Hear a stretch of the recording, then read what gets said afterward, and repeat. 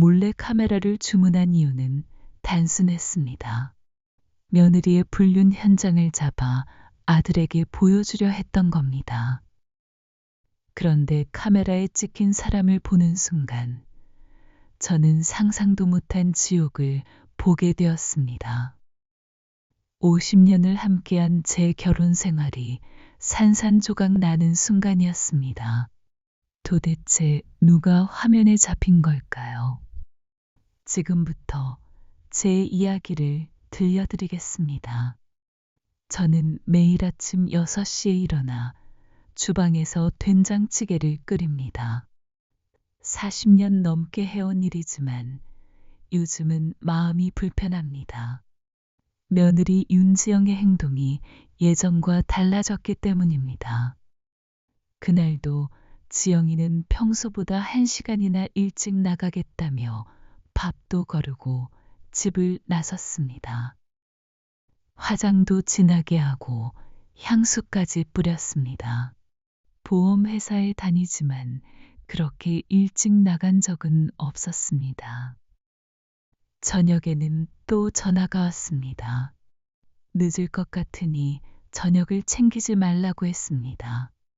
이번 주에만 벌써 4번째였습니다. 밤 9시가 돼서야 들어온 지영이 얼굴은 붉었고 옷에서는 술이 아닌 남자 향수 냄새가 났습니다. 회사 회식이었다고 했지만 눈도 제대로 마주치지 않고 곧장 방으로 들어갔습니다. 다음 날도 같았습니다.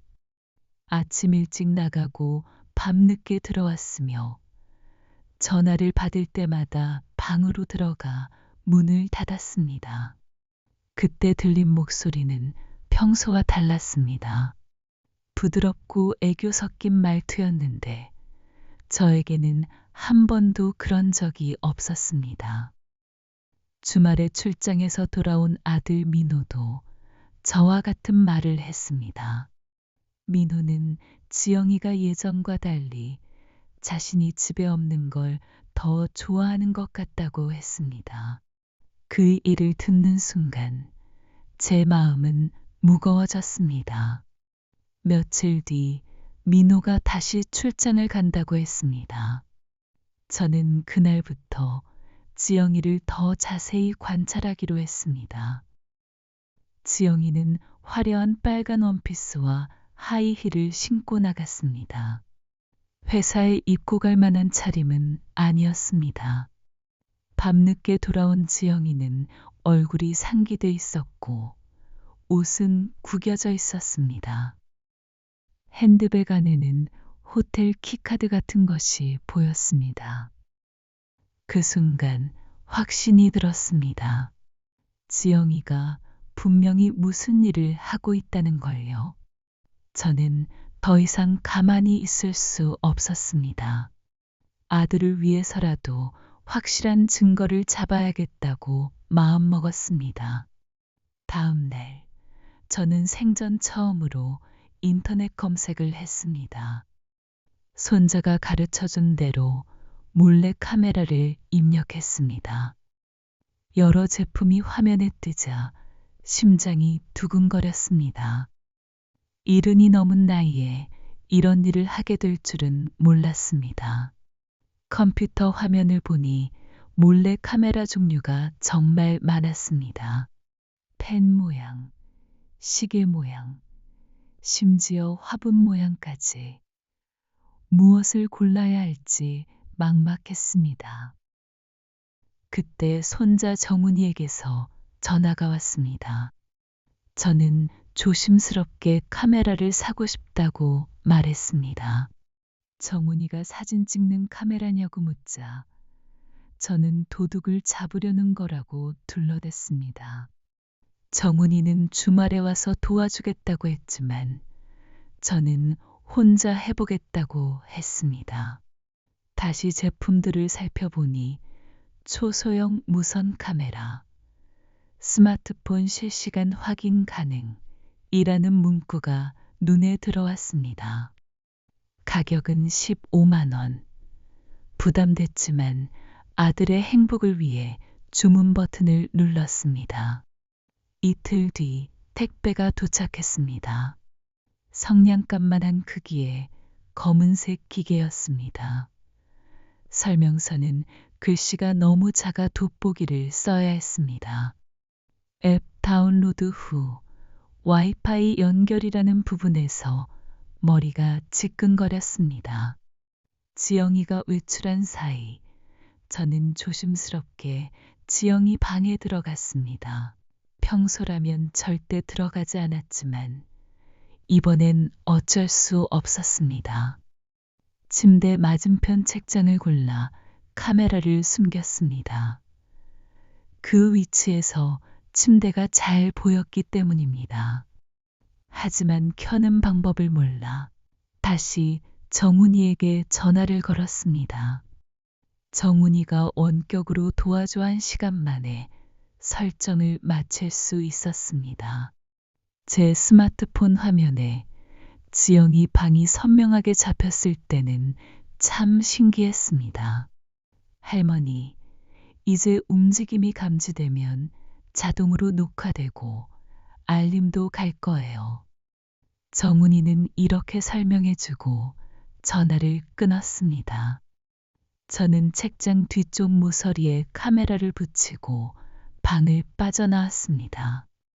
그날 저녁, 지영이가 들어왔을 때 가슴이 두근거렸습니다. 혹시 카메라를 발견하지 않을까 걱정됐지만 다행히 아무런 눈치도 채지 못했습니다. 평소처럼 방에 들어가 옷을 갈아입고 나왔습니다. 그날 밤부터 저는 스마트폰을 계속 지켜봤습니다. 지영이가 책을 읽고 전화를 하고 화장품을 바르는 모습이 보였습니다. 처음 이틀은 아무 일도 없어서 제 의심이 틀린 건 아닌가 싶었습니다. 그런데 사흘째 되는 날, 민호가 출장 간 날이었습니다. 지영이가 평소보다 일찍 퇴근해 여러 옷을 꺼내 거울 앞에서 맞춰보는 모습이 보였습니다. 빨간 원피스를 입고 화장을 진하게 하고 향수까지 뿌렸습니다. 지영이가 나가고 난 뒤 저는 계속 스마트폰을 들여다봤습니다. 밤 11시가 돼서야 돌아왔는데 모습이 달라져 있었습니다. 머리는 흐트러져 있었고 립스틱은 거의 지워져 있었으며 옷은 구겨져 있었습니다. 방에 들어오자마자 옷을 벗고 급히 샤워를 하러 갔습니다. 그날 밤 저는 확신했습니다.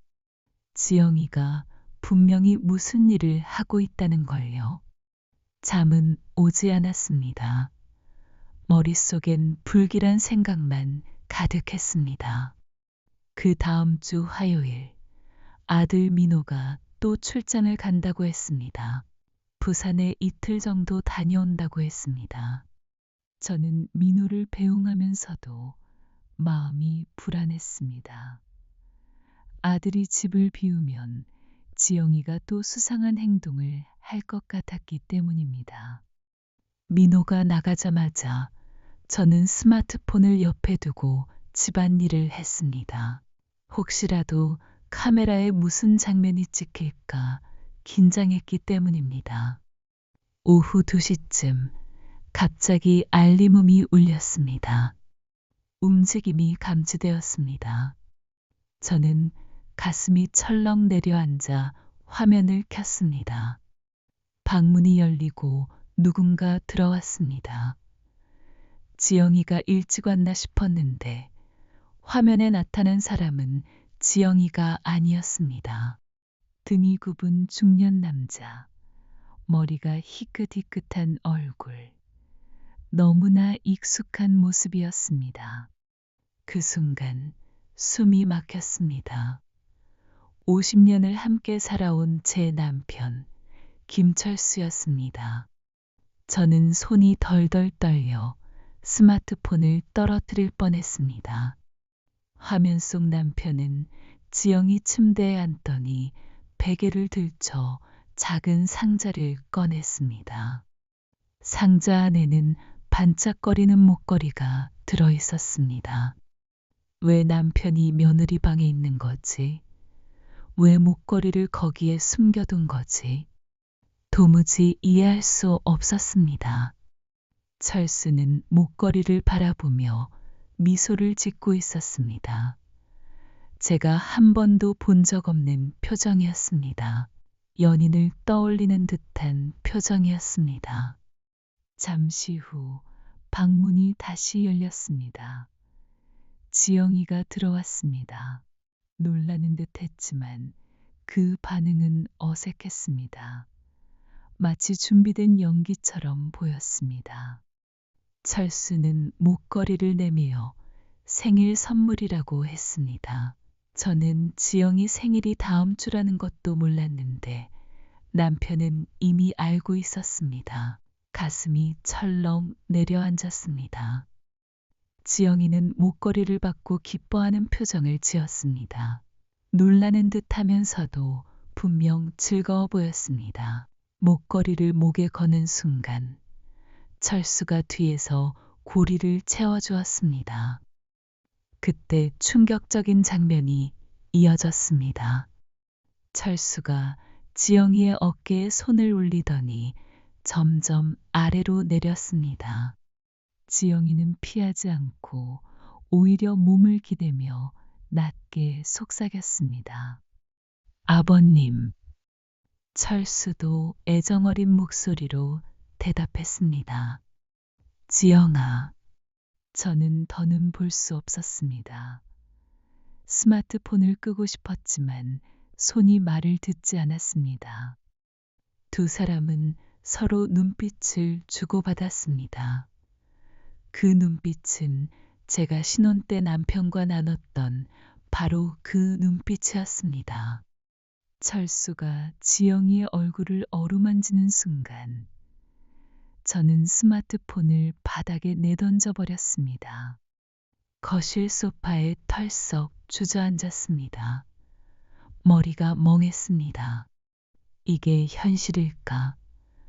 50년을 함께한 남편이 며느리와 저는 절망감에 안돼를 되뇌었지만 대답해주는 사람은 아무도 없었습니다.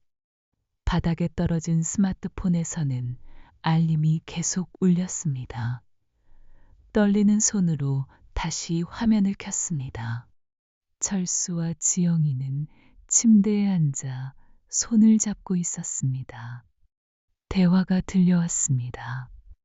민호에게는 절대 말하지 말자고 하는 남편, 무섭다고 대답하는 지영이, 철수는 민호를 둔하다고까지 말했습니다. 더 화가 난 건 제 얘기였습니다. 어머님은 괜찮아. 워낙 눈치가 없어. 그 말에 치가 떨렸습니다. 지영이는 시집 올 때부터 철수에게 마음이 있었다고 고백했습니다. 10년 전부터라고 했습니다. 그 고백에 저는 충격을 받았습니다. 두 사람은 웃으며 대화를 이어갔습니다. 심지어 민호와 이혼 계획까지 세우고 있었습니다. 저는 구역질이 날 만큼 분노가 치밀었습니다. 그때 현관문이 열리는 소리가 났습니다. 누군가 들어오는 것 같아 저는 황급히 스마트폰을 껐습니다. 잠시 후 지영이와 철수의 목소리가 들렸습니다. 방금까지 무슨 일이 있었는지 감쪽같이 숨긴 채 마치 평소처럼 대화하는 목소리였습니다. 조금 뒤 철수가 부엌으로 와서 저녁 준비를 하냐고 물었습니다. 평소와 다름없는 태도였습니다. 방금 며느리와 어떤 짓을 했는지 티도 나지 않았습니다. 저는 밥을 제대로 삼킬 수 없었습니다. 두 사람은 평소처럼 웃고 떠들었지만 제 눈에는 분명 서로 눈빛을 주고받고 있었습니다. 그날 밤 저는 한숨도 자지 못했습니다. 오늘 본 장면이 계속 머릿속에서 맴돌았습니다. 남편과 며느리, 그것도 10년 전부터라니. 이제 어떻게 해야 하지? 다음 날 아침, 저는 평소보다 2시간이나 일찍 눈을 떴습니다. 밤새 잠을 이루지 못했기 때문입니다. 부엌에서 커피를 끓이고 있는데 철수가 나왔습니다. 왜 이렇게 일찍 일어났냐?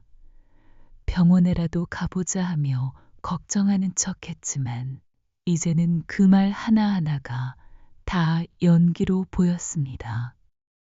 철수가 제 어깨에 손을 올리자 저는 본능적으로 밀쳐냈습니다. 어제 그 손이 며느리를 만졌다는 생각에 소름이 끼쳤습니다. 지영이도 평소보다 일찍 방에서 나왔습니다. 밝은 얼굴로 인사했지만 그 미소가 가식처럼 느껴졌습니다. 철수가 목걸이 이야기를 꺼내자 지영이는 목에 손을 올리며 고맙다고 했습니다. 그 모습을 보는 순간 속에서 분노가 치밀었습니다. 철수는 저에게는 한 번도 그런 비싼 선물을 해준 적이 없었습니다. 두 사람이 나간 뒤 저는 결심했습니다. 더 많은 증거를 모아야 한다는 생각이 들었습니다. 어젯밤 본 장면만으로는 부족했습니다. 확실한 증거가 필요했습니다. 마침 철수가 휴대폰을 집에 두고 갔습니다. 저는 떨리는 손으로 비밀번호를 눌러봤습니다. 제 생일, 결혼 기념일, 철수 생일. 다 틀렸습니다. 마지막으로 지영이 생일을 입력했더니 휴대폰이 열렸습니다. 그 순간 가슴이 철렁 내려앉았습니다. 아내 생일은 모르면서 며느리 생일로 비밀번호를 만들다니. 메시지함을 열자 충격적인 내용이 쏟아졌습니다. 오늘 오후에 만나자. 평소 장소에서 3시. 그 아래에는 서로 사랑을 주고받는 메시지들이 이어졌습니다. 지영아, 사랑해. 저도 사랑해요, 아버님. 민호보다 내가 낫지. 비교할 것도 없어요. 저는 더 이상 볼 수 없었습니다. 휴대폰을 원래 자리에 두고 방으로 들어와 버렸습니다. 심장이 터질 듯 뛰었습니다. 오후가 되자 저는 밖으로 나갔습니다. 메시지에서 본 약속 시간에 맞춰 철수가 어디로 가는지 확인하고 싶었습니다. 2시 반쯤 집 앞 카페에 앉아 기다렸습니다. 3시 정각, 철수가 집에서 나왔습니다. 평소와 다른 옷차림, 젊어 보이려고 애쓴 모습이었습니다. 저는 모자를 눌러 쓰고 마스크를 쓴 채 뒤를 따라갔습니다. 70이 넘은 나이에 남편을 미행하게 될 줄은 몰랐습니다. 철수는 지하철을 타고 강남역에서 내렸습니다. 익숙한 듯 발걸음을 옮기더니 결국 한 호텔로 들어갔습니다. 잠시 후 지영이가 나타났습니다. 회사 차림이 아니라 예쁜 원피스를 입고 있었습니다. 두 사람은 자연스럽게 만나 엘리베이터에 올랐습니다. 저는 멀리서 그 모습을 지켜봤습니다. 1시간쯤 서성이다가 결국 집으로 돌아왔습니다. 더는 볼 자신이 없었기 때문입니다. 저녁 무렵 철수가 먼저 집에 들어왔습니다. 어디 갔다 왔냐고 물으니 친구들과 술 한잔 했다고 했습니다. 저는 다 알고 있었지만 태연하게 거짓말을 하는 모습에 치가 떨렸습니다. 조금 뒤 지영이도 들어왔습니다. 백화점에 갔다고 했지만 손에는 쇼핑백 하나 없었습니다. 이것 역시 거짓말이었습니다. 저녁 식탁에 앉아 두 사람을 지켜봤습니다. 겉으로는 아무렇지 않게 대화했지만 저는 그 말이 다 암호처럼 들렸습니다. 기분이 좋아 보인다느니, 날씨가 좋다느니, 사소한 대화 속에서도 서로의 웃음과 눈빛이 오갔습니다. 그날 밤, 저는 다시 철수의 휴대폰을 확인했습니다. 오늘 정말 좋았다. 다음에 또 언제 만날까? 메시지가 새로 와 있었습니다. 저는 증거를 남기기 위해 화면을 모두 찍어두었습니다. 이후로 며칠 동안 저는 계속 두 사람을 미행했습니다. 호텔, 카페, 공원, 장소만 달랐지 결과는 같았습니다. 스마트폰 사진첩에는 두 사람의 사진이 가득했습니다. 그러던 중 철수의 지갑에서 산부인과 진료비 영수증을 발견했습니다. 수취인 이름은 지영이. 임신 검사였습니다. 결과는 음성이었지만 그 사실 자체가 저를 더 충격에 빠뜨렸습니다. 저는 지금까지 모은 증거들을 정리했습니다. 사진, 메시지, 영수증, 그리고 카메라 영상까지. 이제 충분했습니다. 아들에게 보여줄 증거가 차고 넘쳤습니다. 하지만 고민이 컸습니다. 어떻게 아들에게 이 사실을 전해야 할까요? 아버지와 아내의 불륜을 어떻게 설명할 수 있을까요? 혼자 연습해봐도 목소리가 떨려 제대로 말이 나오지 않았습니다. 결국 저는 결심했습니다. 다음번에는 호텔까지 따라가 확실한 장면을 잡겠다고. 이제는 모든 걸 끝내야 할 때라고. 다음 날 아침, 저는 일찍 일어나 오래된 앨범을 꺼냈습니다. 지영이가 시집올 때 찍었던 사진들이 들어 있었습니다. 10년 전 결혼식 사진을 들여다보니 그제야 새로운 사실이 보였습니다. 지영이가 신랑인 민호보다 시아버지인 철수를 더 자주 바라보고 있었습니다. 그 눈빛은 예사롭지 않았습니다. 그때부터 이미 그랬구나. 저는 깊은 한숨을 내쉬었습니다. 왜 그때는 눈치채지 못했을까요? 사진을 더 보니 철수 역시 지영이를 유심히 바라보고 있었습니다. 장인어른이 며느리를 보는 눈빛이라기엔 너무 애정이 느껴졌습니다. 저는 과거를 되짚어 보기 시작했습니다. 지영이가 처음 집에 왔을 때부터 이상한 점들이 많았습니다. 지영이는 아침마다 철수가 좋아하는 커피를 챙겨주었고, 옷도 따로 신경 써서 준비했습니다. 처음에는 효심 깊은 며느리라고 생각했습니다. 하지만 지금 생각해 보니 그것은 다른 의미였던 겁니다. 철수도 늘 지영이 편이었습니다.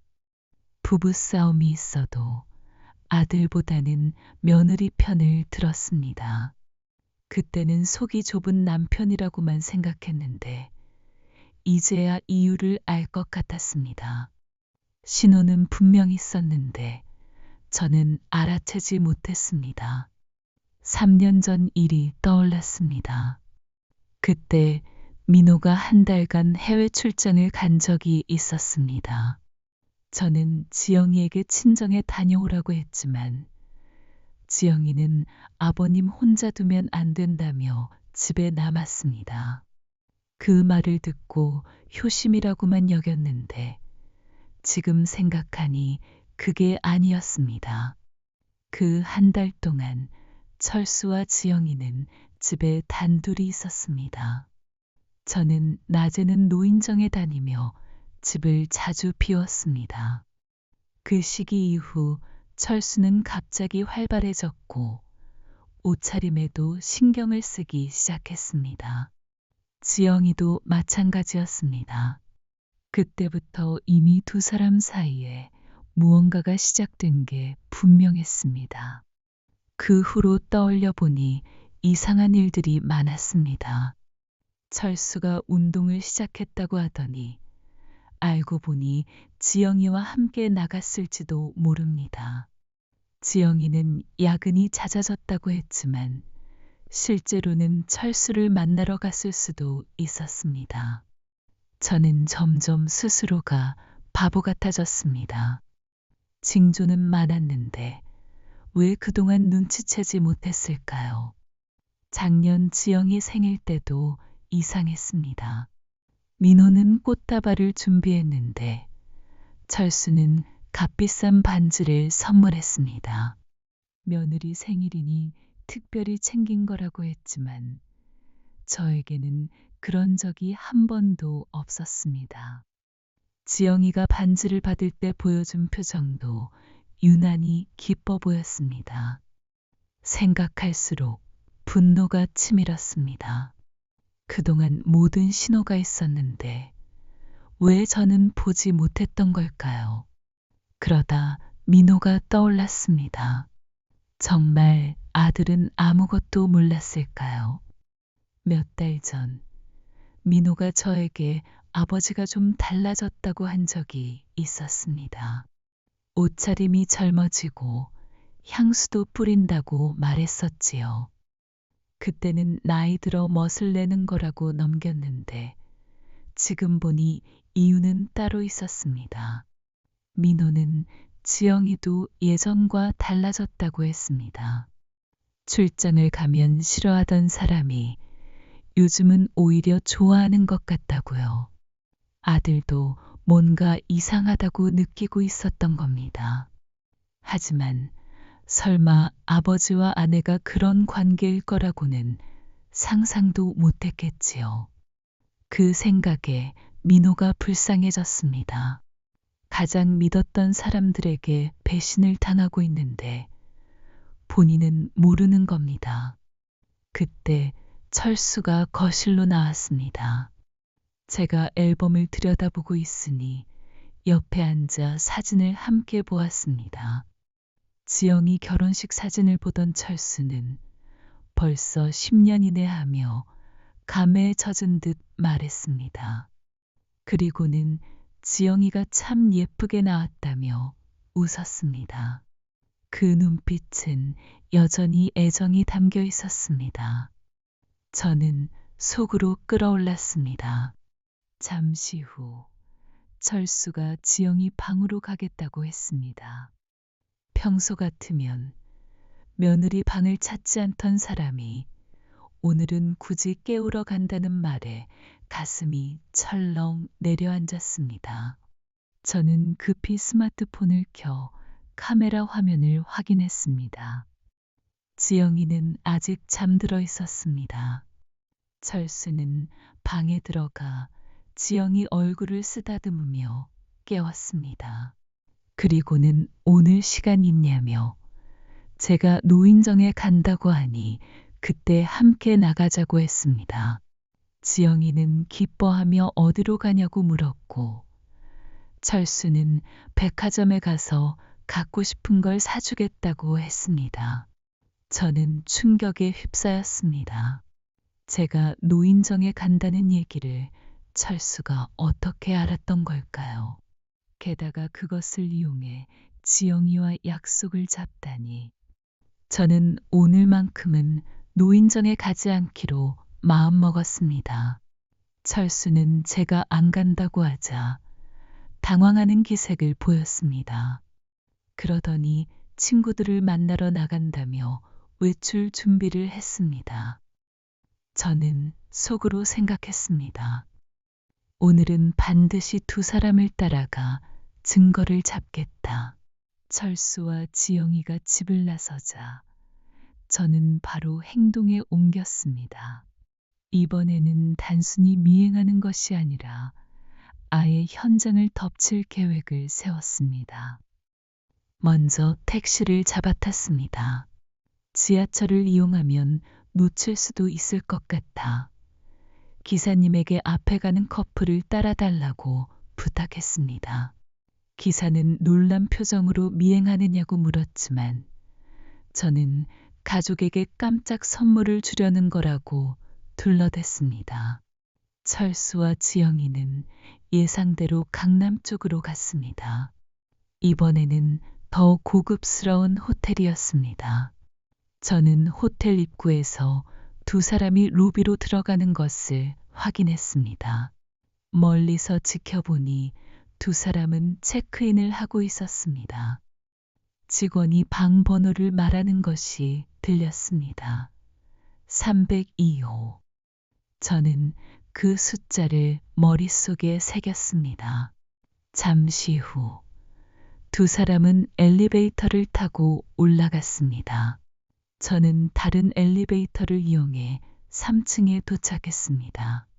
조심스럽게 302호 앞에 다가가 귀를 기울였습니다. 안에서는 두 사람의 웃음소리가 새어나왔습니다. 그리고 곧 충격적인 대화가 들렸습니다. 오늘이 특별한 날이라는 철수의 말. 처음 이런 관계가 된 지 정확히 3년째라는 말이었습니다. 지영이는 그날이 가장 행복했다고 답했습니다. 저는 소름이 끼쳤습니다. 역시 3년 전 민호가 해외 출장 갔던 그때부터였던 겁니다. 저는 스마트폰을 꺼내 녹음을 시작했습니다. 법적으로 문제가 될 수 있겠지만 지금은 증거가 더 필요했습니다. 1시간쯤 지나서 저는 호텔을 빠져나왔습니다. 충분히 기록했다고 생각했기 때문입니다. 집으로 돌아오는 길에 저는 더 구체적인 계획을 세웠습니다.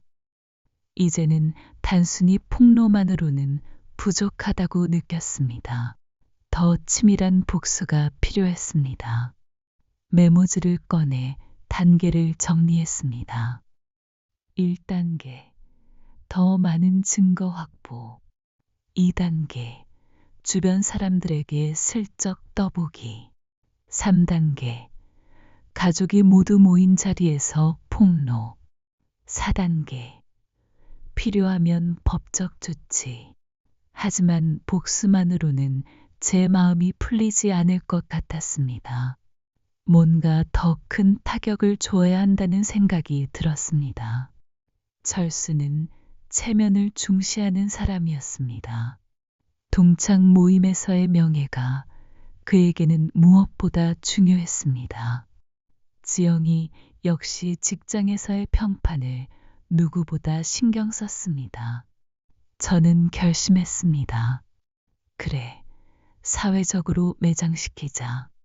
먼저 철수의 중학교 동창 모임이 다음 주에 예정돼 있었습니다. 그 자리에서 모든 걸 폭로하면 철수는 가장 아끼는 친구들 앞에서 망신을 당할 것입니다. 지영이의 직장에도 소문을 퍼뜨릴 계획을 세웠습니다.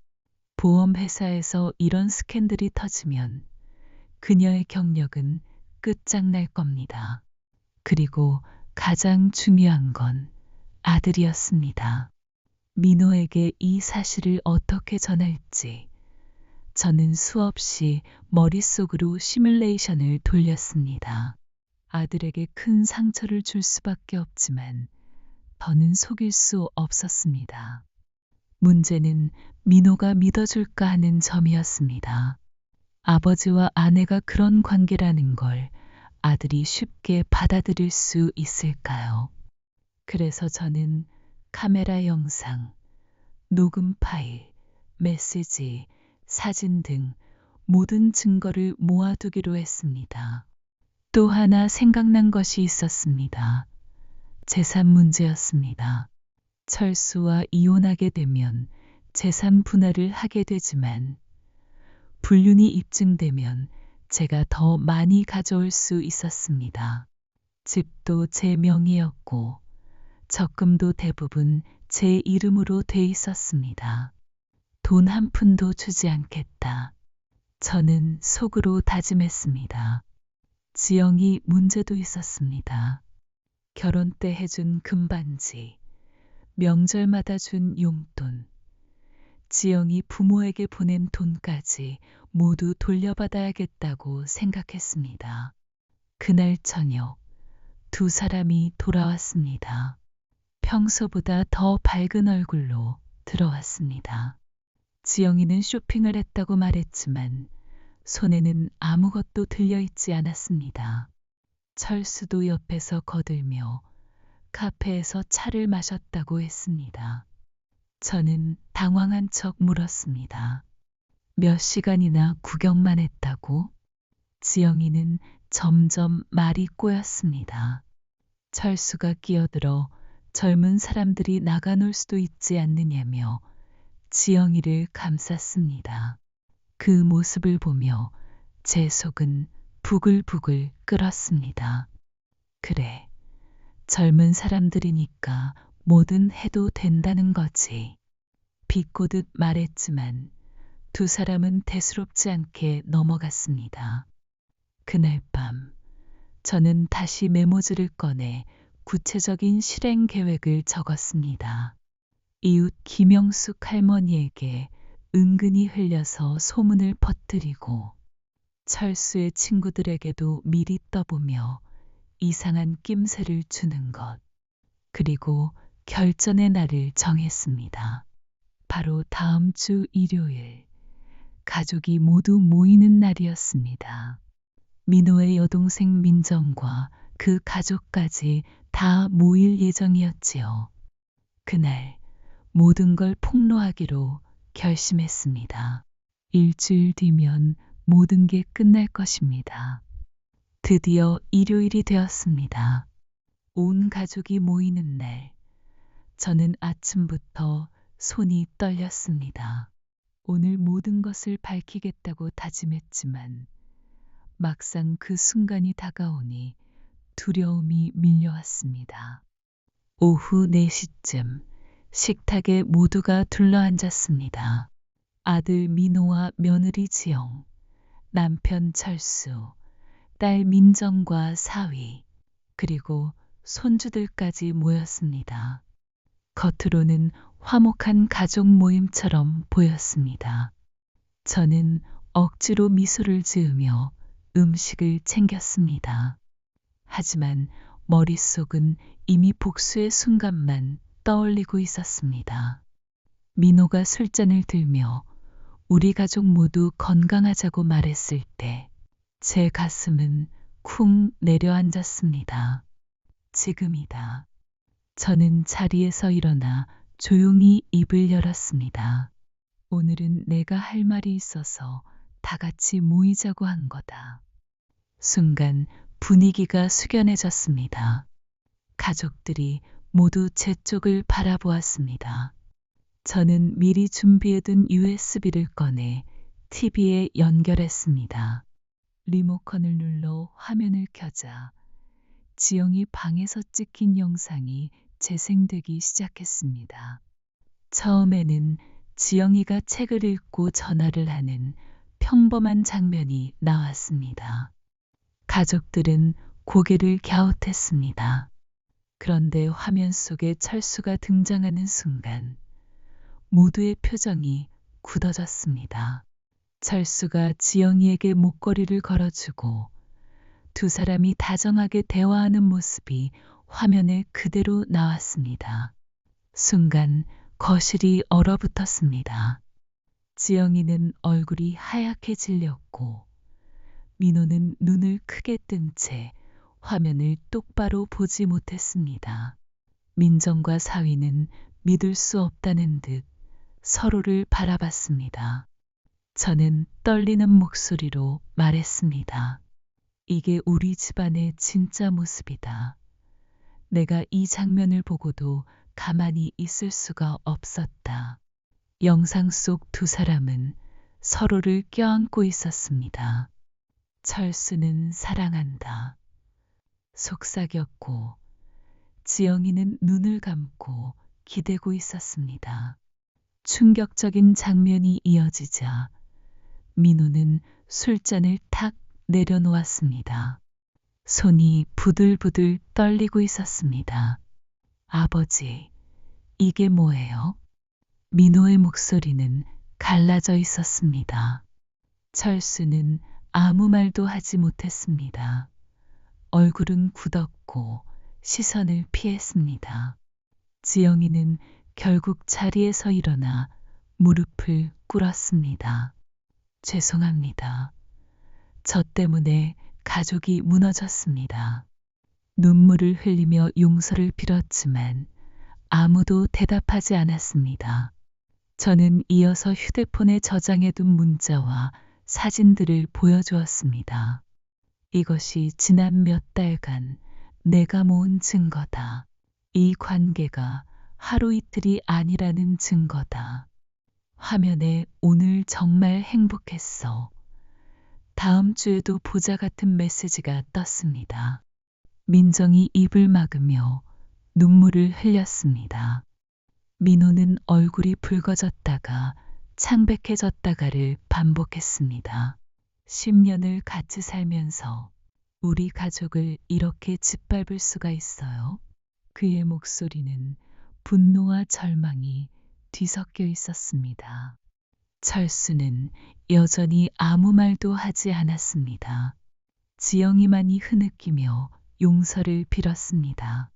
그 순간 제 마음속에 오랫동안 쌓였던 분노와 억울함이 터져나왔습니다. 나는 내 아들을 위해, 내 손주들을 위해 살아왔다. 그런데 남편과 며느리가 이렇게 배신할 줄은 꿈에도 몰랐다. 오늘 이 자리에서 다 밝히고 싶었다. 거실은 침묵으로 가득 찼습니다. 그날의 가족 모임은 그렇게 무너졌습니다. 영상이 끝나자 거실은 무거운 침묵에 휩싸였습니다.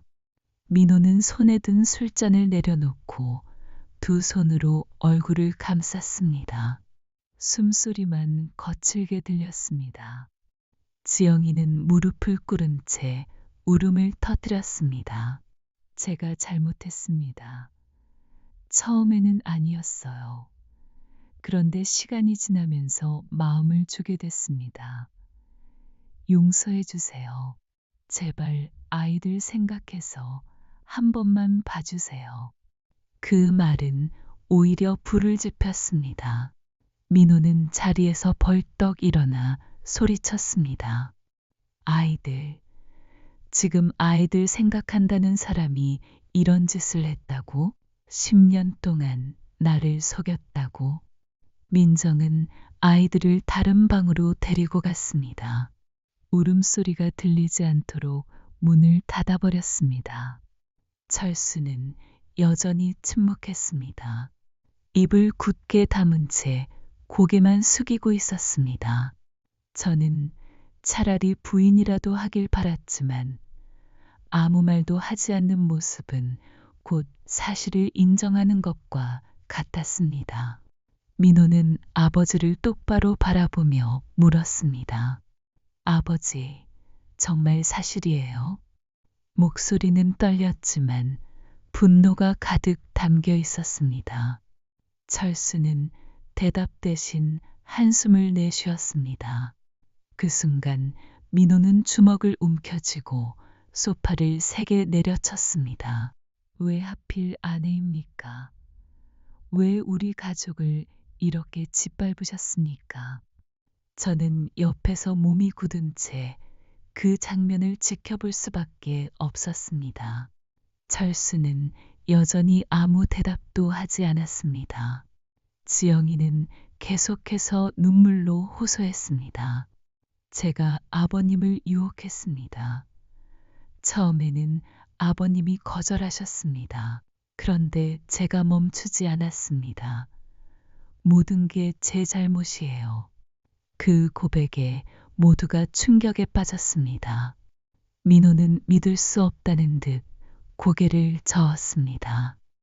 지금 그게 변명이라고 하는 거야? 누굴 속이려는 거야? 10년을 같이 살면서 이게 다 실수였다고? 지영이는 바닥에 엎드려 오열했습니다.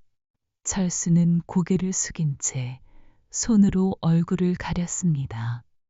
민호는 더 이상 자리에 앉아 있을 수 없었습니다. 거실을 뛰쳐나가 밖으로 나갔습니다. 문이 쾅 닫히는 소리가 집안을 울렸습니다.